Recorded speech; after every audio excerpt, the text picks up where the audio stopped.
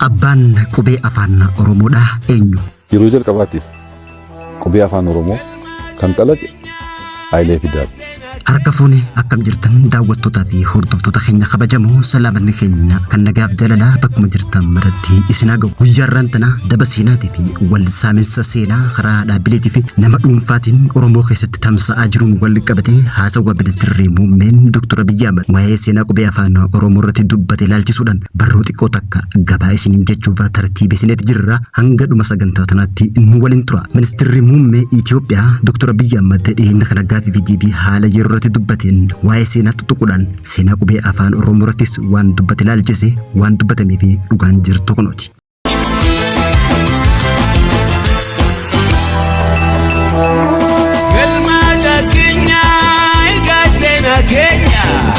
Ministeerri muummee Itoophiyaa Dr. Abiyyi Ahmed haasawaa OBN irratti dubbateen seenaa kalaqamuu qubee afaan Oromootiin wal qabate abbaan qubee afaan Oromoo Dr. Hayilee Fidaa ta'uu dubbate. Dr. Abiyyi haasawaa isaa OBN gubbatti dubbateen kutaa kutaan gadhiifamaa jiru irratti dubbii edda galgala gadhiifamteen abbaan qubee afaan Oromoo Dr. Hayilee Fidaa ta'uu dubbate. Dr. Abiyyi haasawaa isaa keessatti dubbiin afaan isaarraa dhagamte akkana jetti. Yeroo jalqabaatiif qubee afaan Oromoo kan kalaqe Hayilee Fidaati. Yeroo jalqabaatiif qubee afaan Oromoo kan kalaqe Hayilee Fidaati.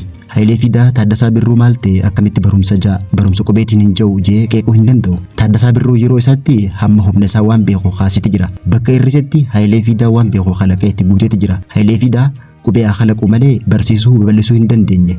Isaan booddee dhaloonni keenya yookaan ijoolleen quxisuudhaan akka jaarmiyaatti gaafa jaaraman abaa'uun waan Hayileen kalaqesan waan sirraa'u jiraannaan waan fooyya'u jiraannaan fooyyeessee barsiisuu faan dhaabaa gochuu hammate gara matsaafaatti jijjiiruun hammate yaaleeti jira. Haa ta'uti malee abaa'uun aangoo hin qabu waan ta'eef akka Oromiyaatti barsiisaa leenjisee matsaafa babal'isee karikulamaas bocee mana barumsaa ijaaree afaanichas qubees babal'isuu hin dandeenye. Kana ka godhe dhaadhiyoodha.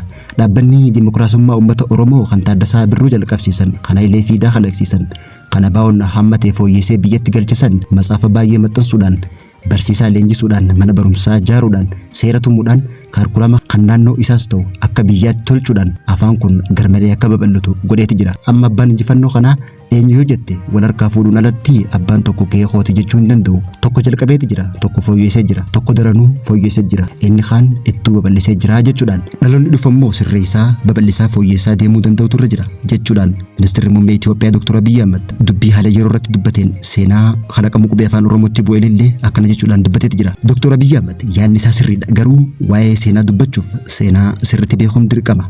Seenaa sirriitti beekuuf ammoo seenaa gaafa fageenyaan qorachuun dirqama guddaadha ta'a.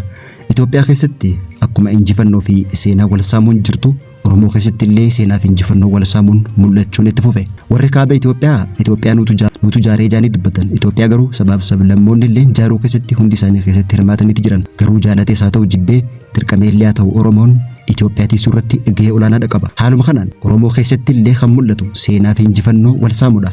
Garuu Oromoon hundi kaayyoo tokkoof qabsaa'u illee yeroo injifannoo fi seenaa walii dabsanii irra deddeebiidhaan dubbatan mul'achaa dhufeeti jira. Warri seenaa dabsan hawaasa yookaan uummata bal'aa osoo hin taane warra uummata dura jiran ta'uu isaaniiti. Warri hayyuu yookaan wahii beeyna ja'an Oromoo keessatti seenaa walii saamuu fi abbummaa wal dhoowwachuun itti fufe. Dur warri seenaa fi injifannoo wal saamee barreessu warra waa kataban hoggaa ta'u dhiyeenya kana ammoo seenaa walii saamuun garuma hoggansa mootummaatiin mul'achaa dhufeeti jira.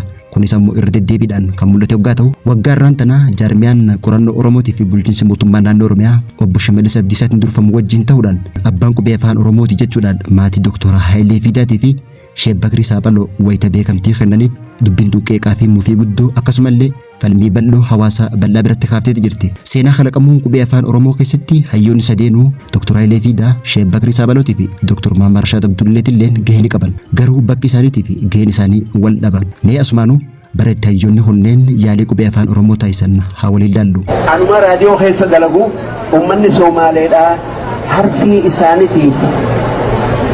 Durdursoo hayyuu fi barsiisaan amantii Islaamaa kan ta'e Sheek Bakrii Saaphaloo bara 1956tti qubee afaan Oromoo tan dandeesse hojjechuudhaan qubee sunis shaldaa jedhamti. Sheek Bakrii Saaphaloo halkan qubee kalaqatan dargaggoota odoo barsiisaa jiru bara 1965 bara mootummaa Haile Sillaasee keessa Haile Sillaaseen Sheek Bakrii Saaphaloo qubee tolchee dargaggoota barsiisaa akka jiru waan dhaga'eef Sheek Bakrii Saaphaloo bara 1965tti mana hidhaa buuse. Sheek Bakrii illeen manuma hidhaa san keessatti qubee tanaan kitaaba isaa jalqabaa shaldaa jedhu barreessuudhaan kitaabni kun seenaa Oromoo gabrummaa Oromoon keessa jirtuu fi waa'ee dammaqinsaa fi qaroomina Oromoo barsiisuu kan hamma toggaa ta'u Sheek Bakrii Saabaloo immoo bara 1965tti kitaaba isaa jalqabaa Shaldaa maxxansiisuu danda'eeti jira. Qubee Sheek Bakrii Saabaloo tana wanti adda isa godhuu fi qubee hayyoonni huyyaalan irraa kan adda isaan godhu qubeen tun if dandeessee qubee alagaa tokkorratti odoo hin ergatin kan kalaqamte toggaa ta'u yeroo sanittuu Sheek Bakriin barreeffama kitaaba isaa jalqabaa Shaldaa jedhu afaan Arabarraa gara afaan Oromootti hiikee barreesseen walaloo kitaabota seenaa Oromoo herreega aljeebraa fi ji'oomeetirii afaan Oromootiin qopheessuudhaan dhaloota barsaa ture. Amma immoo bara itti Dr. Muhammad Rashad Abdullee qubee afaan Oromoo kalaqetti dabarru. Harki isaaniitiif qubee afaan isaaniitiif qubee laatiin kaa'u jecha warra ogeessu walaloo ijoollee Oromoodhaatti dhiyaadha. Kanneen amata 1964tti tolche. Ijoollee Dr. Sheek Muhammad Rashad Abdullee bara 1965 raadiyoo afaan Oromootiin magaalaa Maqdishootiif yeroo jalqabaatiif tamsaasni afaan Oromoo raadiyoodhaan akka jalqabu. Magaalaan Maqdishoo biyya Somaaliyaa irraa akkuma jalqabeen bara 1968 keessa kitaaba isaa jalqabaa Fura afaan Oromoo jedhu maxxansuudhaan san duratti Dr. Sheek Muhammad Rashad Abdullee qubeen afaan Oromootiif taatu laaluuf afaan Arabaatii fi afaan Giiziitiin erga qorannaa jabaa gaggeesseen booda qubeen afaan Oromootiif mijjattu qubee laatinii ta'uu erga irra gaheen booda bara 1968tti kitaaba Fura afaan Oromoo jedhu kana maxxanse ta'uu isaati. Bara 1969 keessa qubee afaan Oromootiin Somaaliyaa biyya Maqdishootti akka baratamtu jalqabsee jiraachuu seenaan ragaa ba'a. Gara Dr. Hayilee Fidaatti yeroo dhufnu Dr. Hayilee Fidaa bara 1973-74 biyya Awurooppaa Faransaay deemuudhaan magaalaa Paarisitti warra akka Abduu Shakurii fi hiriyoota isaa kanneen biroo wajjin ta'uudhaan qubee afaan Xaaliyaanii tan Maartiin Mooriinoo hojjeteen kitaaba Hirmaata dubbii afaan Oromoo jettu maxxansan. Kitaaba Hirmaata dubbii afaan Oromoo jedhu maxxansan.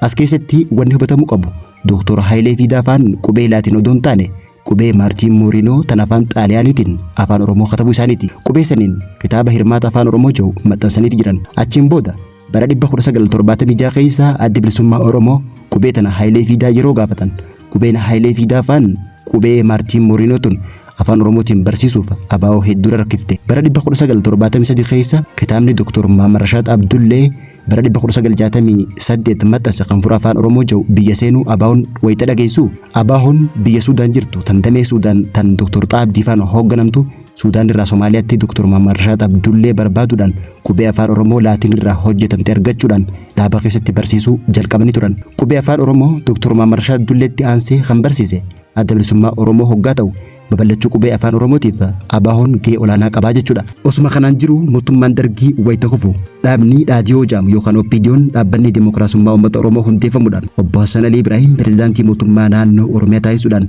caffeen Oromiyaa walgahiisaa jalqabaa ta'e.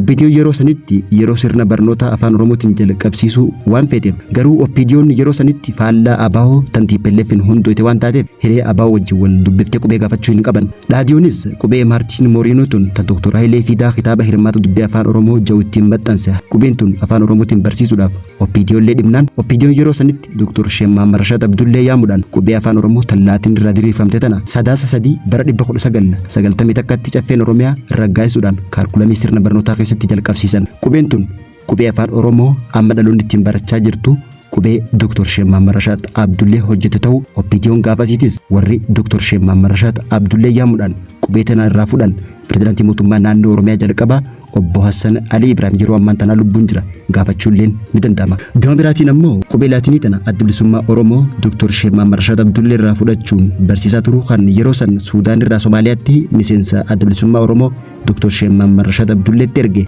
Jaalxaa Abdii hoggaa ta'u Jaalxaa Abdii ammaan tana lubbuu waan jiruuf dhaloonni gaafachuun ni danda'ama. Kanaaf ammoo dhaabni OPDO abaa'oo fi namni dhuunfaa yeroo san dhaaba lamaan kana keessa jiru seenaa tana sirriitti beeka. Kanaafis seenaa tanaaf ragaa ba'a.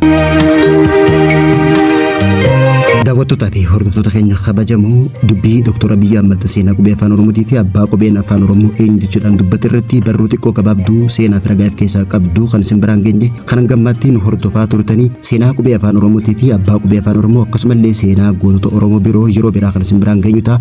Odeeffannoo teenya gama biraa karaa lammii miidiyaatiin dabartuun hanga walitti deebinutti turtii gaarii.